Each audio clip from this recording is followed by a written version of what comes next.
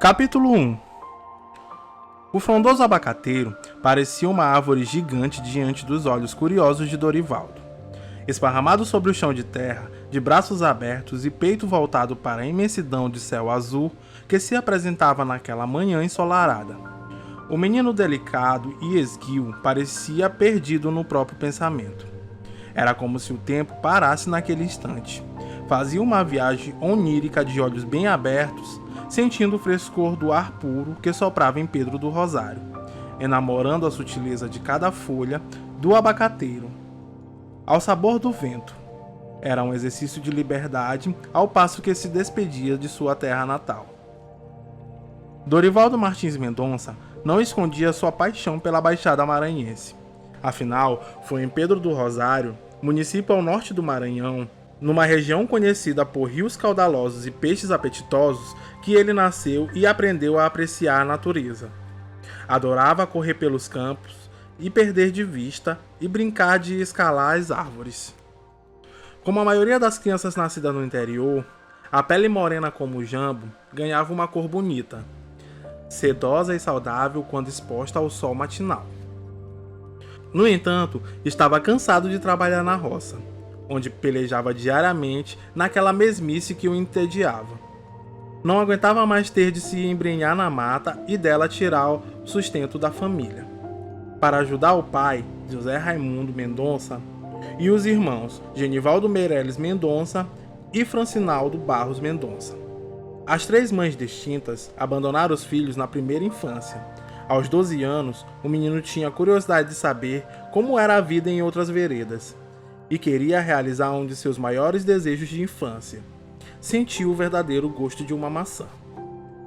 Creuza, uma tia que ajudava a família, foi quem lhe prometeu entregar o mais doce pseudofruto da macieira. Era desejo antigo de Creuza levar o menino para a cidade, mas convencer o pai não foi tarefa fácil, pois que ele sempre dizia que seus filhos não haviam sido concebidos para serem entregues de bandeja a qualquer outra pessoa, mesmo sendo um membro da família. A negativa de José Raimundo entristecia Dorivaldo, que não aceitava o fato de ser obrigado a permanecer naquele lugar, uma vez que queria ganhar o mundo para, dessa maneira, poder transformar a realidade da família. O menino já tinha percepção da vida, o que deixava o pai um pouco intrigado face à sua precocidade. Depois de um ano de tentativa, José soltou as rédeas, e o prêmio realmente viria de bandeja para a Creuza. Dorivaldo, após fazer o pai acreditar que seu futuro estaria a quilômetros dali, partiu levado por uma irmã de Creuza, Dona Neuci. A primeira mordida, claro, seria logo na chegada à capital, onde Creuza já havia fixado residência. No pensamento de Dorivaldo, a vida em São Luís não seria bucólica, como em Pedro do Rosário, mas poderia ser edulcorada, como uma maçã enfeitiçada. E foi a curiosidade que fez o menino suportar a saudade da família e, por um momento, esquecer as dificuldades que os parentes enfrentavam na Baixada. Mesmo assim, as lágrimas despincaram pelo rosto magro do menino, que precisava ser mais forte do que realmente era. Durante toda a viagem de ferry-boat, permaneceu no parapeito a este bordo, flertando com as gaivotas que plainavam sobre a bruma do mar, como se guiando a embarcação até o seu destino e hipnotizando seu olhar distante. O menino, ora se lembrava do labor na roça com a família, ora se via deitado ao sopé do abacateiro, investigando a imensidão do céu azul de Pedro do Rosário, às vezes pincelado por nuvens cúmulos nimbos daquelas que nos dizem que vai chover. Creuza também era pobre, mas sabia se virar. De certa maneira, Dorivaldo a ajudaria a sobreviver na capital, onde tudo era mais difícil, inclusive adquirir meia dúzia de maçãs. Mas despejar a realidade nua e crua nas costas de um menino de 12 anos seria um pecado mortal. Era mais fácil deixá-lo viver e, aos poucos, conhecer e diferenciar o bem do mal. Creuza já havia analisado a personalidade de Dorivaldo e concluíra que ele saberia enfrentar dificuldades. A vida na capital, para quem conheceu a dureza da roça, não seria tão árdua assim.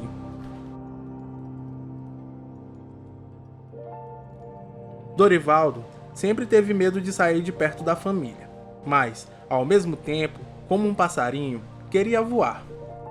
Era precoce no pensamento e nas atitudes. Quando estava zangado, saía correndo e se jogava dentro do primeiro rio que encontrava pela frente.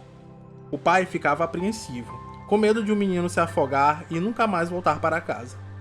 Mas a força interior do rebento era maior do que parecia o enorme abacateiro aos olhos da criança. O menino tinha uma necessidade incontrolável de correr, de experimentar as espécies de frutas, de tocar e subir nas árvores, jogar-se dentro dos rios e nadar contra a correnteza, como se desafiando a natureza que tanto admirava ou simplesmente a si próprio, para testar seus limites. Era feliz porque se sentia livre, mas ao mesmo tempo triste, pois algo lhe faltava e por vezes tinha medo de expressar seus desejos. Ao passo que ia crescendo, em tudo buscava encontrar-se, e apesar dos tropeços da vida, sentia-se forte, pois esperava um dia provar do tão sonhado gostinho da maçã. Ou seja, experimentaria o lado bom da vida e encontraria a verdadeira felicidade. Por vezes, achava-se perdido em si próprio e derramava lágrimas que brotavam inexplicáveis. Dorivaldo teve uma adolescência que fugia aos padrões da maioria dos meninos de sua idade. Como era pobre, na maior parte do tempo precisava correr atrás da sobrevivência. E a migração para a capital o privou ainda mais das benesses dessa fase da vida, em que todos sentem vontade de revisitar, embora seja este um desejo impossível de concretizar. Apesar de tudo, abandonar sua terra natal e os amigos que conquistara naquele pedaço do Maranhão era um martírio. Para ele, o município era a morada das mais aconchegantes com todas as suas dificuldades. Cuidado com a ventania, Dodô. Olhe para o céu, menino. Será que tu não percebes que vai cair um toró daqueles? Olha para cima e observa os urubus atrapalhados. Até parece que estão desgovernados. Essa confusão toda é só para avisar que vai chover. Ô mundão de Deus perfeito! Cuida, rapaz, te apressa! Já vou, papai. Só vou amarrar a canoa, em 2 tempos entro em casa. O menino prometeu, mas não cumpriu. Já estava se organizando para subir na canoa, risonho, como se esperando a chuva anunciada pelos urubus, e em menos de 20 minutos vingou a previsão. Parecia que o mundo ia desabar. Dodô avançou mais para o meio do rio, e sem dar confiança ao pai, enfrentou a ventania como se aquilo fosse a mais irresistível sensação do mundo. Ensopado, os cabelos caindo sobre a testa, os pingos batiam em seu rosto cada vez mais forte. E era essa a melhor parte. Para ele, era uma massagem natural em seu rosto, voltado para o alto, hipnotizado com aquele fenômeno. Sob a chuva torrencial, parecia tomar um banho de purificação. Era tanta água que não tinha mais fim. Da janela, o pai gritava cada vez mais alto para o filho teimoso procurar o caminho de casa. O dilúvio engrossava e dificultava a visão de José em busca do destemido Dodô. Os trovões eram como deuses raivosos, que obrigavam a população a se esconder debaixo dos cobertores. As ruas de Pedro do Rosário ficavam completamente desertas.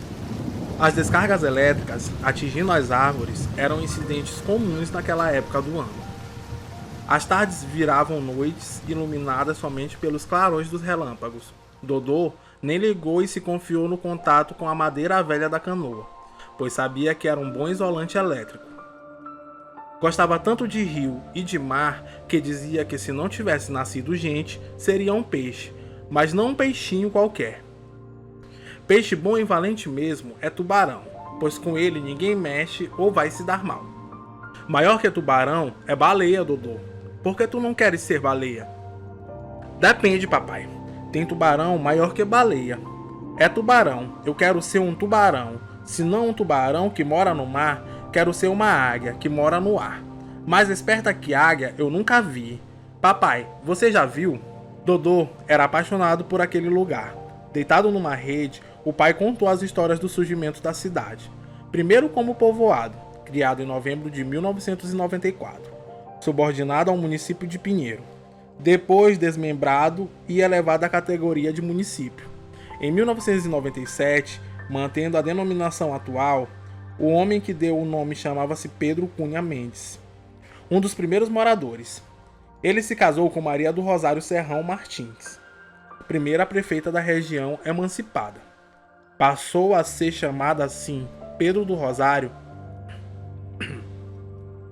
Passou a ser chamada assim Pedro do Rosário em alusão a ela, bastante conhecida e muito querida. O povo conta que Pedro e Maria aceitaram o desafio de desbravar o antigo povoado e decidiram morar em Campinimba. Aí, eles negociaram um lote onde construíram e instalaram seu primeiro estabelecimento comercial. Naquela época, o comércio aqui, meu filho, era também de escambo, ou seja, de troca. Os lavradores podiam fazer suas compras, vendas e trocar mercadoria, pois naquela época dinheiro era coisa ainda mais difícil. Mais difícil que agora, papai? Dodô arregalou os olhos. Muito mais, meu filho, respondeu o pai. José prosseguiu. Conta que o antigo povoado não tinha quase nada. A saúde era precária e o sistema de educação contava apenas com um colégio instalado pela prefeitura de Viana. Os políticos daquela região não acreditavam no processo de emancipação, com exceção de Maria do Rosário Serrão Martins, que era empresária, e de um grupo de amigos. Mas muita coisa mudou, né, papai? Exclamou Dodô. E como? Encomendou José. Distante 126 quilômetros de São Luís, Pedro do Rosário sobrevive da lavoura da